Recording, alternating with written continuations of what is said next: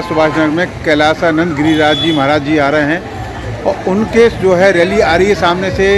कराया सुभाष नगर में जो है पहली बार जो है ऐसा जो है महाकथावाचक आए हुए हैं। पहली बार बाबा श्री तपेश्वर नाथ मंदिर में जो है इनका प्रवचन होगा महाकथावाचक। देखिए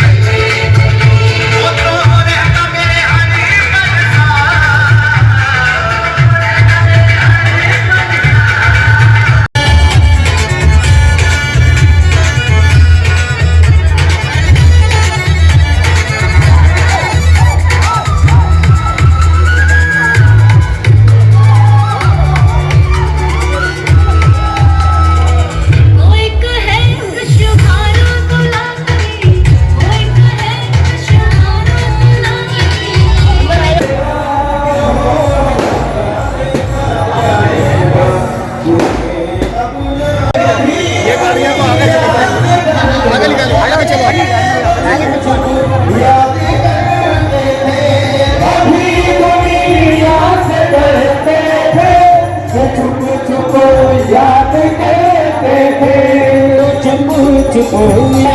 करते थे लोग पर्दा बैठे, लोग पर्दा हटा बैठे। जो होगा देखा जाएगा, लोग पर्दा हटा बैठे। स्वागत होना चाहिए भैया। ये वीआईपी गैलरी के अंदर केवल कार्ड वाले लोग ही एंट्री होगी, विदाउट कार्ड कोई भी अंदर ना आए। कृपया सहयोग प्रदान करें। आप सब हमारे अतिथि हैं, आपका सम्मान हमारा सम्मान है, लेकिन केवल कार्ड वाले लोग गुरु जी के संग अंदर आएंगे, बाकी विदाउट कार्ड कोई भी नहीं आएगा। मेरा सबसे हाथ जोड़ के निवेदन है, इस गैलरी में केवल कार्ड वाले लोग ही गुरु जी के संग एंट्री लेंगे, बाकी कोई भी नहीं आएगा। जो यहाँ व्यवस्था में भाव से खड़े हुए उनसे निवेदन है, विदाउट कार्ड किसी को गैलरी में एंट्री न दे। बोलो गुरुदेव महाराज की जय, बोलो गुरुदेव महाराज।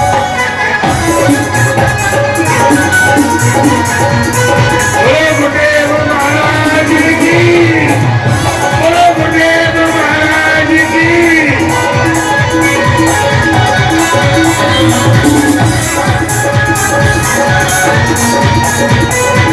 बोलो गुरुदेव महाराज की।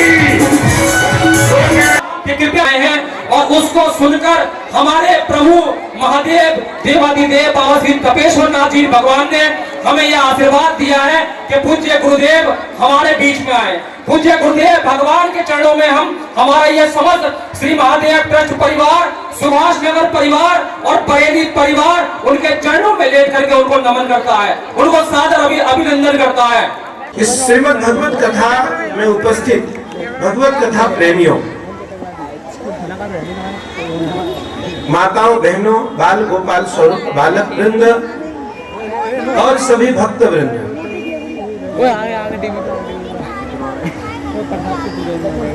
मैं एक बात जरूर कहना चाहता हूँ। श्रीमद् भागवत जी क्या है, हमें वो समझना बहुत आवश्यक है। श्रीमद् भागवत जी को, देश को शांति, समाज को क्रांति अगर देने की सामर्थ्य किसी में है तो श्रीमद् भागवत जी में है। बड़े बड़े साधु, बड़े बड़े उपासक भागवत जी के शरणागत होकर के शांति की याचना करते हैं।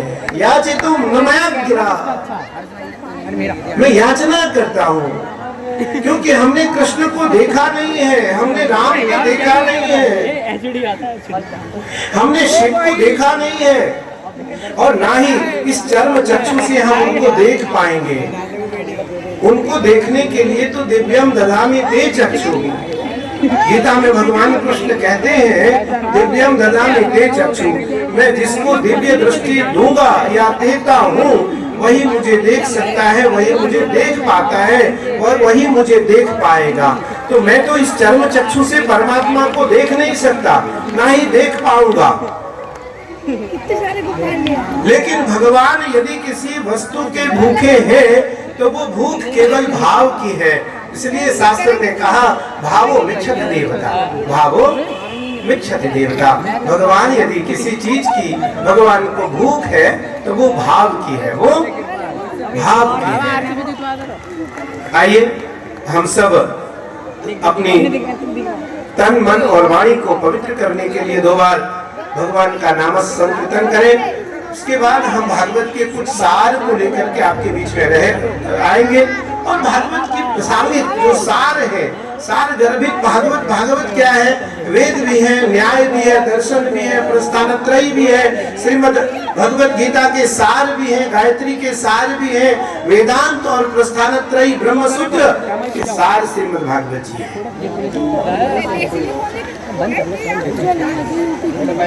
2 बार नाम संकीर्तन। देखो उत्तम श्रोता 3 प्रकार से होते हैं। निसंदेह आपने सुना होगा व्यास जी के मुख से। श्रोता 3 प्रकार से होते हैं। सबसे पहले है श्रोता, सबसे आगे आए, सबसे पहले आए, आगे बैठे, सबसे बाद में जाए, बीच में ना उठे। जो सुने उसका मंथन करे, मनोमय मंथन करे, मनोमय मंथन करें। उसमें से जो अमृत, क्योंकि बिना मंथन के अगर समुद्र का मंथन नहीं हुआ होता तो 14 रत्न नहीं निकले होते, और अगर सदग्रंथों का मंथन नहीं हुआ होता, महापुरुष महर्षि वेद व्यास जी मंथन नहीं किए होते, श्रीमद् भागवत जी का प्रादुर्भाव नहीं हुआ होता।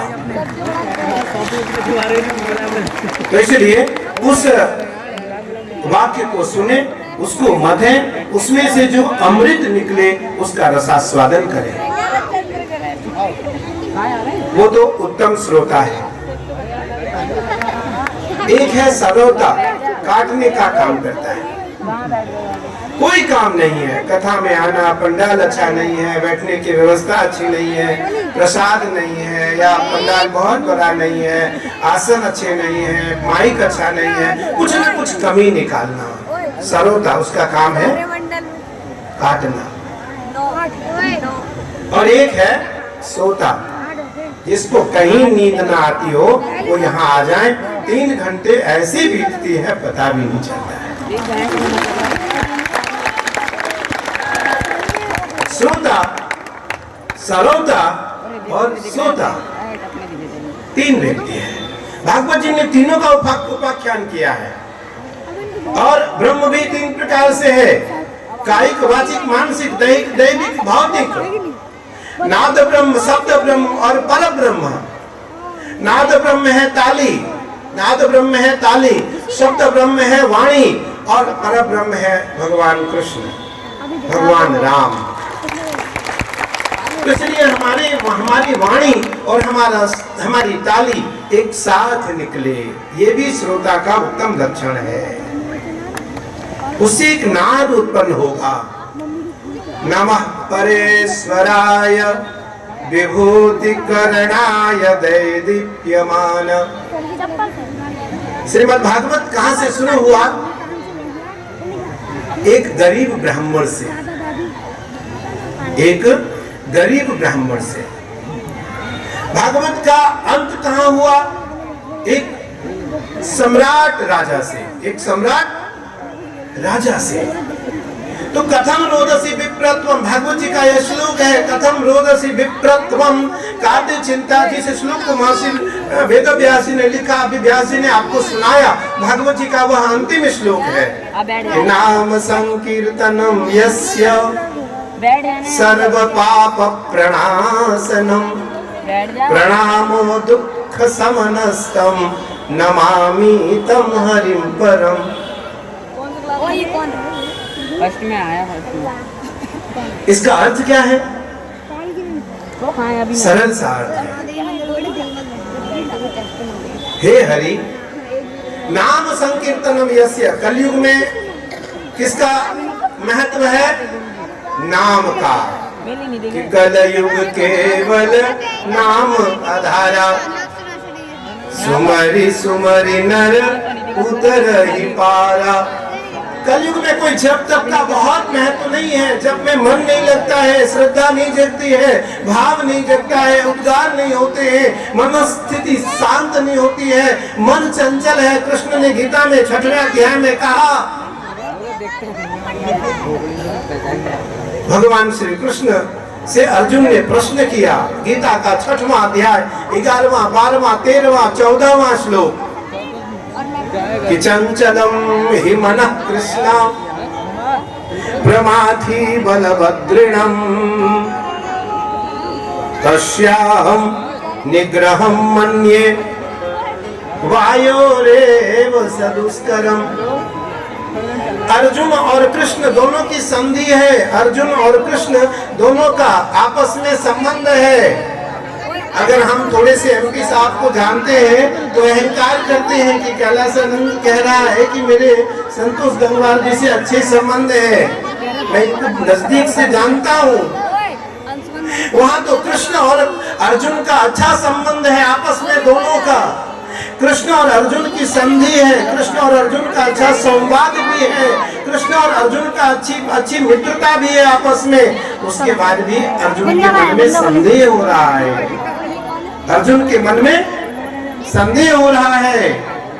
अर्जुन बार बार पूछ रहे हैं, भगवान आप कहते हैं जप करो, ध्यान करो, जप की उपासना के क्रम को सीखो, लेकिन मैं कैसे करूं?